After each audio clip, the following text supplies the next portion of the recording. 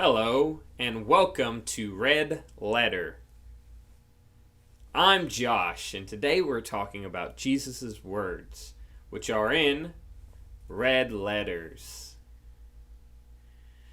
In all seriousness, I'm going to try to keep this video short this week because last week I got in trouble for making a video a little bit longer than 5 minutes, but I'm going to try to keep this video under 5 minutes. So, I want to talk about Jesus' words here. And as I say every week, Jesus' words are important. That's why they're in red letter. But they're no more important than the rest of the Bible. And so we should always read the rest of our Bibles as well.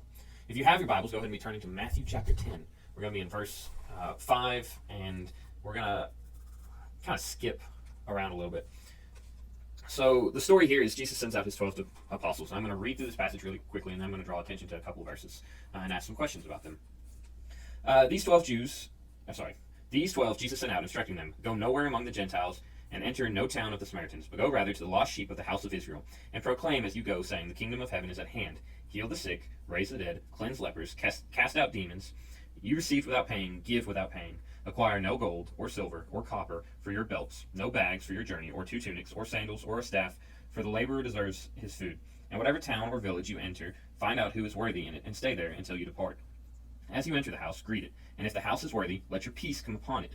But if it is not worthy, let your peace return to you. And if anyone will not receive you or listen to your words, shake off the dust from your feet when you leave that house or town. Truly I say to you, it will be more bearable on the day of judgment for the land of Sodom and Gomorrah than for that town."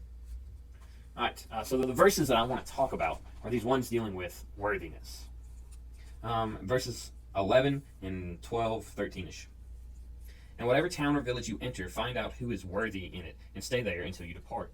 And I think this idea of being worthy is interesting to us. Whenever you hear the words worthy, probably some idea of being worthy of lifting Thor's hammer, pulling a sword from a stone, being worthy of wielding the Elder Wand, or there's always these ideas of, hey, in our books and in our movies, we see people that are worthy of doing these things. And they either have to gain their worth or they're just born worthy. But I want to talk about what it means here to be worthy.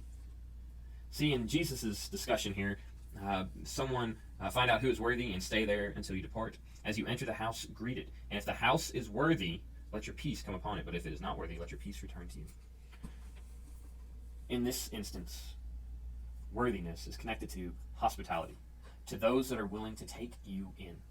I think that's important for us because we've kind of forgotten about hospitality. And so in tonight's Zoom class, I want to talk about what is hospitality. And 2, do you have to be in your own home to give hospitality?